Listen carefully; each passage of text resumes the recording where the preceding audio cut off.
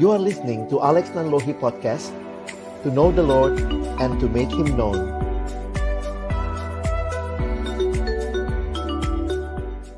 Selamat pagi teman-teman.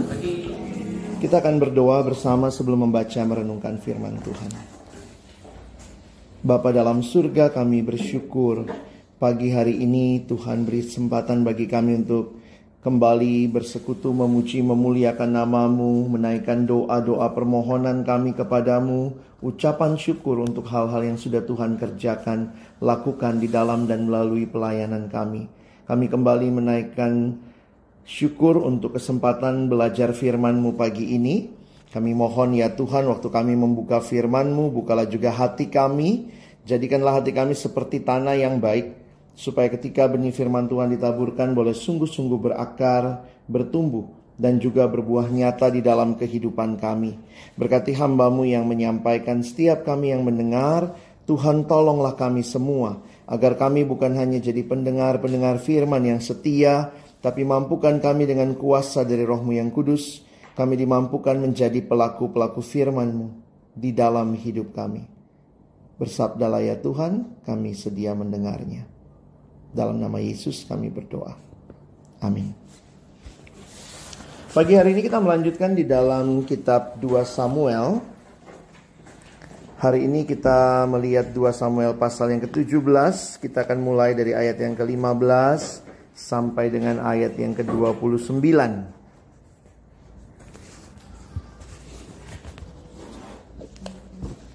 2 Samuel pasal 17, kita akan membaca ayatnya yang ke-15 sampai ayat yang ke-29. Kita membaca silih berganti atau satu demi satu gitu ya, dari saya nanti ke Argius, seterusnya sampai ayat yang ke-29. Daud ke Mahanaim. Sesudah itu berkatalah Husai kepada Sadok dan kepada Abiatar imam-imam itu, ini dan itu dinasehatkan. Ahitofel kepada Absalom dan kepada para tua-tua Israel, tetapi ini dan itu kunasehatkan. Oleh sebab itu, suruhlah dengan segera memberitahukan kepada Daud demikian. Pada malam ini janganlah bermalam di tempat-tempat penyeberangan ke padang gurun, tetapi menyeberanglah dengan segera. Supaya jangan raja dan seluruh rakyat yang bersama-sama dengan dia itu ditelan habis. Yonatan dan Ahimaas menunggu di En-Rogel, dan setiap kali ada seorang budak perempuan yang datang membawa kabar kepada mereka, dan mereka pun langsung memberitahu Raja Daud, sebab mereka tidak boleh dilihat memasuki kota. Tetapi seorang anak melihat mereka, lalu memberitahu Absalom. Jadi pergilah keduanya dengan segera, dan sampailah mereka ke rumah seseorang di Bahurim yang mempunyai sumur di halamannya, maka turunlah mereka ke dalamnya. Kemudian perempuan itu mengambil kain tudungnya, membentangkannya di atas mulut sumur itu dan menabuhkan butir-butir janin di atasnya, sehingga tidak punya tempat. Sampailah Absalom kepada perempuan itu di rumahnya, lalu bertanya, di manakah Ahimaas dan Yonatan? Jawaban itu kepada mereka, mereka telah menyeberangi sungai itu. Kemudian mereka mencari tetapi tidak ada. Lalu pulanglah mereka ke Yerusalem. Pulanglah mereka itu, dimana dalam Yerusalem ada ibu menyesal bagi Daud, dan mereka kepada Daud, bersiaplah dan segeralah dengan segera sungai ini, sebelum ini dan itu disiapkan tetapi mereka tidak kami. Lalu bersiaplah Daud dan seluruh rakyat yang bersama-sama dengan dia, dan mereka menyeberangi sungai Yordan. Pada waktu fajar tidak ada seorang pun yang ketinggalan, yang tidak menyeberangi sungai Yordan. Ketika dengar Ahitofel bahwa nasihatnya tidak dipedulikan, dipasanglah pelayan di keladainya. Lalu berangkatlah ia ke rumahnya, ke kotanya. Ia mengatur urusan rumah tangganya, kemudian menggantung diri. Demikianlah ia mati, lalu dikuburkan dalam kuburan airnya. Maka sampailah Daud ke Mahanaim. Dan Absalom menyeberangi sungai Yordan dengan seluruh orang Israel yang menyertainya. Absalom telah mengangkat Amasa menggantikan Yoab untuk mengepalai tentara. Amasa adalah anak seorang yang bernama Yitran, seorang Ismail yang telah memperistri Abigail dan binti Naas, saudara perempuan Zeruya ibunya. Lalu orang Israel dan Absalom berkemah di tanah Gilead. Ketika Daud tiba di Mahanaim, maka Sobi bin Naas dari Raba, Salem bin Amnon, dan Makir bin Amiel dari Lodebar, dan Barzilai orang Gilead dari Rogeli membawa tempat tidur, pasu, periuk, belanga, juga gandum, helai, tepung, bersih gandum, kacang bagi, kacang merah besar, kacang merah kecil, madu, daging, kambing domba dan biji lembu bagi Daud dan bagi rakyat yang bersama-sama dengan dia untuk dimakan. Sebab kata mereka, rakyat ini tentu telah menjadi lapar, setelah ada hal tidak ada dunia. Oke. Jadi lapar langsung pagi-pagi ya. Kayak bantuan banjir kita kali ya. Pasu itu mangkok atau kuali, maksudnya kuali ya. Jadi kalau dalam bahasa sehari-harinya itu pasu, periuk, belanga. Nah, periuk belanga itu kuali. Pasu itu mangkok. Lalu itu ya, kacang merah besar. Kacang merah. Jadi ada kacang merah, ada kacang merah besar. Di sini namanya ya kacang babi. Jadi sorry nih, saya juga nyarinya apa gitu ya. Bertih gandum itu sebentar ya, saya baca ayat 28-nya ya. Mereka membawa mangkok, kuali, dan kasur untuk Daud dan anak buahnya, juga gandum, jelai, tepung, gandum panggang, kacang merah besar, madu, keju, kepala susu, dan beberapa ekor domba. Itu terjemahan masa kini ya. Nah, apa yang bisa kita pelajari dari bagian ini? Mari kita coba lihat sebentar. Saya kirimkan petanya ya. Lihat, tolong kirim ke teman-teman di nasional. Jadi kalau teman-teman perhatikan, itu ada petanya supaya bisa membayangkan kira-kira seperti apa perjalanannya. Ayat yang ke-15, sesudah itu berkatalah Husai kepada Sadok dan kepada Abiatar, imam-imam itu, ini dan itu dinasihatkan Ahitofel kepada Absalom. Dan kepada para tua-tua Israel, tetapi ini dan itu kunasehatkan. Oleh sebab itu suruhlah dengan segera memberitahukan kepada Daud. Jadi sebenarnya kalau kita lihat kan memang Husai ini disusupkan gitu ya. Mata-mata dia ke situ. Nah, lalu disuruhlah dengan segera memberitahukan kepada Daud demikian. Pada malam ini janganlah bermalam di tempat-tempat penyeberangan di padang gurun, tetapi menyeberanglah dengan segera supaya jangan raja dan seluruh rakyat bersama-sama dengan dia itu ditelan habis. Jadi Daud masih ada di sebelah barat Sungai Yordan dan diminta untuk menyeberang. Perhatikan ayat 17. Yonatan dan Ahimaas menunggu di Enrogel. Enrogel itu sedikit di luar kota Yerusalem, ya. Di Enrogel, dan setiap kali ada seorang budak perempuan yang datang membawa kabar kepada mereka, mereka pun langsung memberitahu Raja Daud sebab mereka tidak boleh dilihat memasuki kota. Jadi ada pengintai lah seperti itu ya, pembawa pesan. Nah, ayat 18 nih unik juga, kayak sinetron ya. Tapi seorang anak melihat dia gitu ya. Kamu ketahuan gitu ya. Melihat mereka lalu memberitahu Absalom. Jadi pergilah keduanya dengan segera dan sampailah mereka ke rumah seorang di Bahurim. Coba lihat di Bahurim itu di mana? Di atasnya Yerusalem ya. Di Bahurim. Nah, menarik juga ada penafsir mengatakan meskipun Bahurim itu masih daerah yang mendukung Raja Saul, ternyata ada orang yang Tuhan sediakan mendukung Daud di situ. Kalau kita masih ingat ceritanya kan belum lama berselang begitu ya.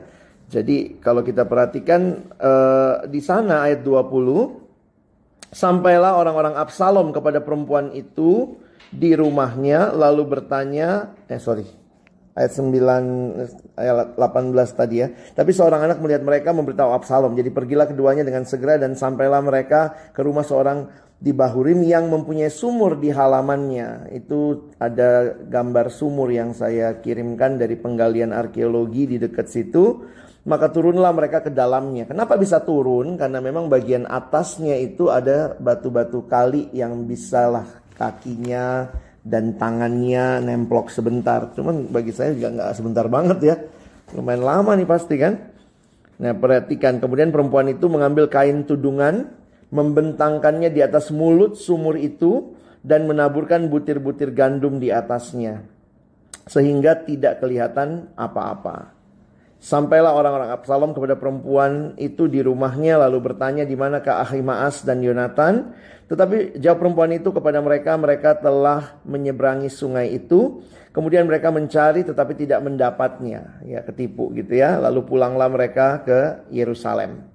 Jadi masih ingat ya pemberontakan anaknya Daud ini, Absalom ya. Lalu bagaimana semua peristiwa ini terjadi. Ayat 21. Setelah orang-orang itu pergi, keluarlah keduanya dari sumur itu. Pasti capek banget gitu ya. Lalu pergilah memberitahu Raja Daud. Kata mereka kepada Daud, bersiaplah dan seberangilah dengan segera sungai itu, sebab ini dan itu dinasihatkan Ahitofel terhadap kamu. Nah, ini memang terkait dengan nasihat Ahitofel sebelumnya yang kemudian digagalkan oleh nasihatnya Husai ya.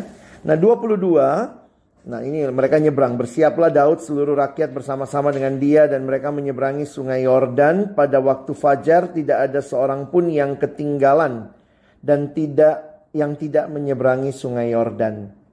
Tentu nyebrangnya mungkin pakai perahu kali ya, bukan seperti waktu dipimpin Yosua. Ketika dilihat Ahitofel bahwa nasihatnya tidak dipedulikan, nah ini baper tingkat dewa atau apa nih ya? Dipasangnya lah pelana keledainya, lalu berangkatlah ia ke rumahnya, ke kotanya. Ia mengatur urusan rumah tangganya, kemudian menggantung diri. Ini menggantung diri.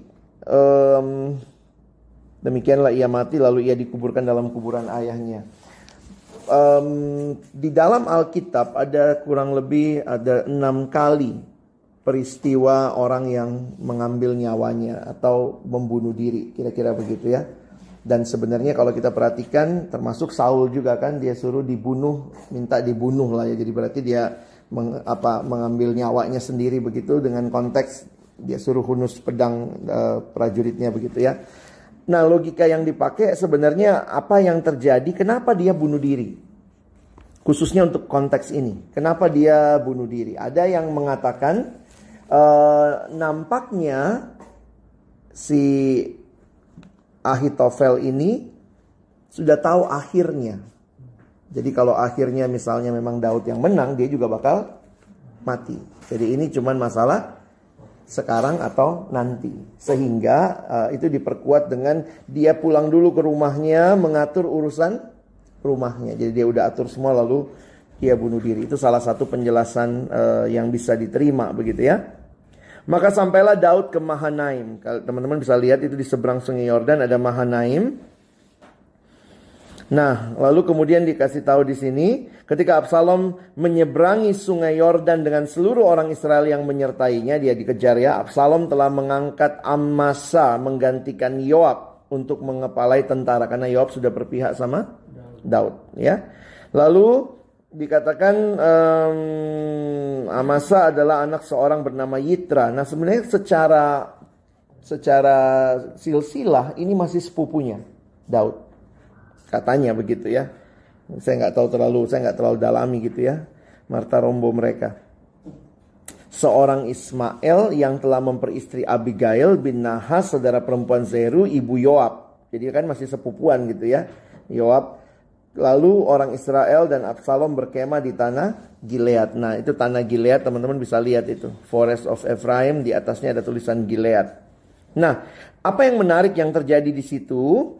Lalu orang Israel ketika Daud tiba di Mahanaim, dikasih tahu barulah ya tadi ya, bawa serah-serahan itu bawa ya.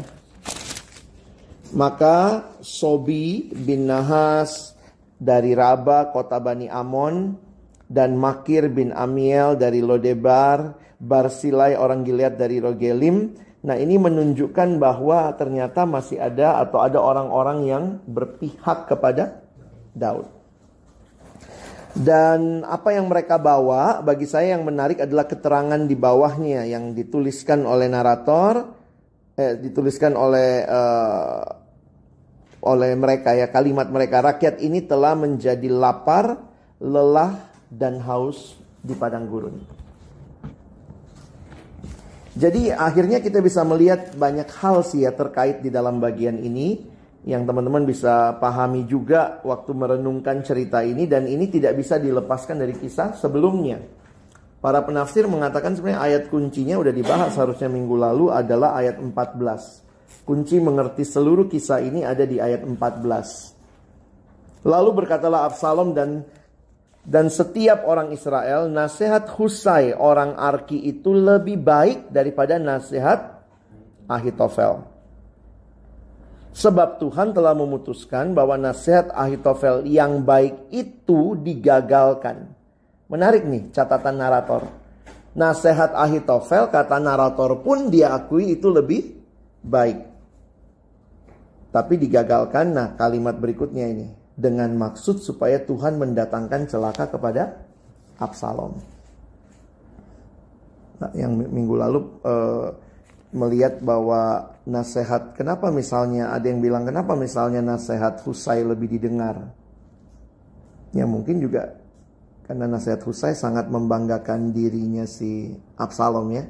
Dia yang maju sehingga akhirnya kalau kita perhatikan dia jadi lebih percaya, tapi ternyata Alkitab mencatat atau narator menuliskan bahwa ternyata Tuhan yang sudah mengatur itu. Jadi ini memang waktu baca beberapa buku yang menuliskan hal ini, ada yang membahas soal prima causanya, ada yang membahas soal Tuhan bekerja dalam kaus yang kedua. Jadi memang kita sulit memahami apa yang terjadi kalau sekadar kita lihatnya di level 1 atau level 2 lah. Maksudnya kenapa sih ini terjadi, itu terjadi. Ternyata di balik itu ada rencana Tuhan yang jauh lebih luar biasa dipahami oleh ya narator paling tidak dalam kaitan ini memahami. Ada ayat yang menarik di Amsal, kalau kita perhatikan di Amsal 21 ayat 1. Hati raja seperti batang air di dalam tangan Tuhan, dialirkannya kemana ia ingin. Nah kalau kita mau coba melihat ya teman-teman, kalau misalnya mau coba bikin list begitu ya, kita bisa bikin list. Misalnya kita bikin list orang-orang gitu.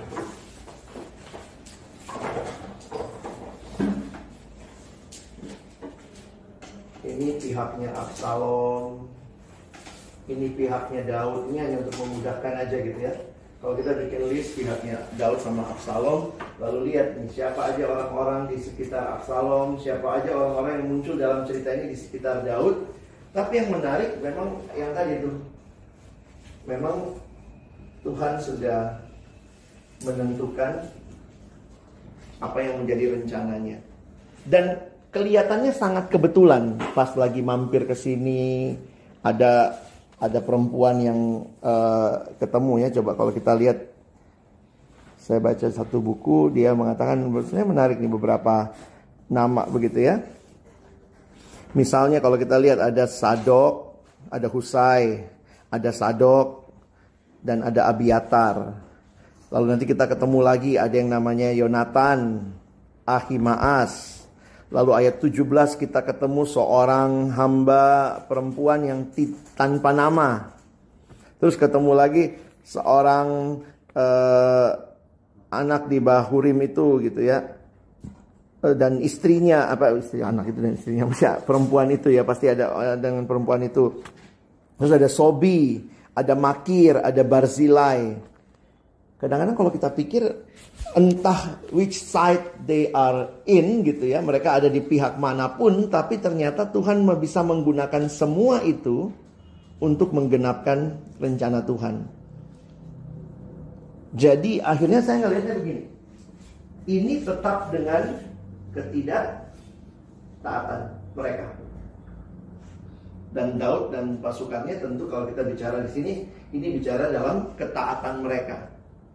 Tapi ternyata kalau kita lihat kenapa sampai Absalom memberontak, sebenarnya itu lebih besar lagi, kisahnya adalah ketidaktaatan Daud.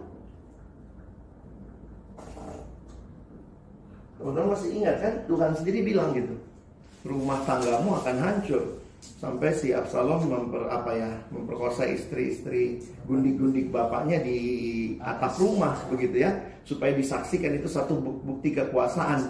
Ternyata itu kenapa ya, itu dari hukuman yang Tuhan bilang sama Daud bahwa engkau akan, rumah tanggamu akan hancur gitu, akan ada pertumpahan darah. Jadi sebenarnya jujur aja gitu ya, waktu perhatikan ini di sini sih kita melihat Daud ya kayaknya taat gitu sama Tuhan, tapi sebenarnya cerita ini terjadi karena ketidaktaatan Daud juga gitu. Jadi makin sadar sih, and all the best and worst of man can change the master's plan.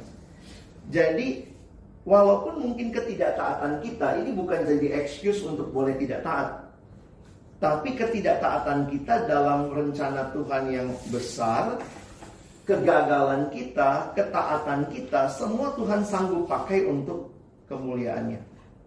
Tentu ketaatan akan mendapat ganjaran berkatnya gitu ya. Dan kalau ketidaktaatan pasti ada ganjarannya juga. Nah memang ya kita sebagai orang Kristen mengerti rencana Allah itu jadi tidak semudah matematika gitu. Misalnya waktu melihat Yudas, ini tokoh favorit anaknya Fanny ya. Lu ngajarin apa sih di rumah kan? Murid Yesus siapa pertama? Yudas. Dia ingat banget kemarin. Yudas ini kan tidak taat. Yudas Iskariot tentunya ya. Lalu dia menyerahkan Yesus. Tapi cerita akhirnya Tuhan bawa untuk keselamatan kita.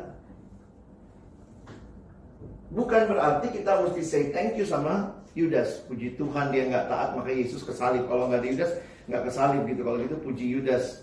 Nggak gitu. Tetap ketidaktaatan Yudas punya konsekuensinya. Tetapi rencana Allah tidak bisa gagal hanya karena ketidaktaatan maupun sebenarnya tanda kutip ketaatan kita menjadi cara Tuhan yang ajaib, yang indah menggenapkan rencananya. Nah tentu sekarang pertanyaannya begini, kita mau menggenapkan rencana Tuhan melalui apa? Mungkin itu pertanyaan aplikasi yang aku coba pikirin gitu ya. Saya waktu tidak taat, tetap sih rencana Tuhan akan tergenapi bagaimanapun caranya itu. Tapi yang saya ngelihat bahwa saya akan miss keindahan menikmati relasi dengan Tuhan yang sebenarnya itulah joyfulnya hidup dalam Kristus. Saya makin realistis sih melihat bahwa ya tentu kita nggak mau orang nggak taat ya, karena itulah kita melayani, kita kabarkan Injil, kita latih, kita tolong mereka dalam kelompok kecil, kita sungguh rindu mereka taat. Tapi kalaupun mereka tidak taat, kita pun bukan jadi orang yang bisa membanggakan diri dia taat karena saya. Kalaupun dia tidak taat, Tuhan sanggup menggenapkan rencananya. Cuma yang paling kasihan adalah orang yang ada di dalam ketidaktaatan itu. Dan itu menjadi satu hal yang bagi saya mengerikan. Jadi kalau lihat ceritanya kan Daud aja nggak taat. Nanti lihat lagi ada ketaatan misalnya Ruth, Naomi misalnya gitu ya, ketaatan nenek moyangnya Daud. Tapi kan waktu ditarik ke Adam sama Hawa juga semua ini cerita ketidaktaatan. Makanya Tuhan mengingatkan kita, menurut saya bagaimana ya dalam ketaatan itu kita menikmati rencana Tuhan tergenapi. Dan kita juga makin melihat betapa mengerikannya ketidaktaatan itu. Jangan kita kira-kira juga ya, kalau saya nggak taat kan tetap rencana Tuhan tergenapi, karena kita bukan Tuhan. Banyak hal yang kita baru tahu belakangan. Oh iya ya caranya Tuhan. Makanya Roma 8 ayat 28 jadi penting buat kita. Saya tutup dengan satu kalimat dari penulis bernama Tim Chester. Tim Chester menuliskan kalimat ini. Saya coba kirim ke grup ya. Oleh-oleh pagi ini. Our actions can seem insignificant, but often God connects them with the actions of others, like links in a chain to fulfill His purposes.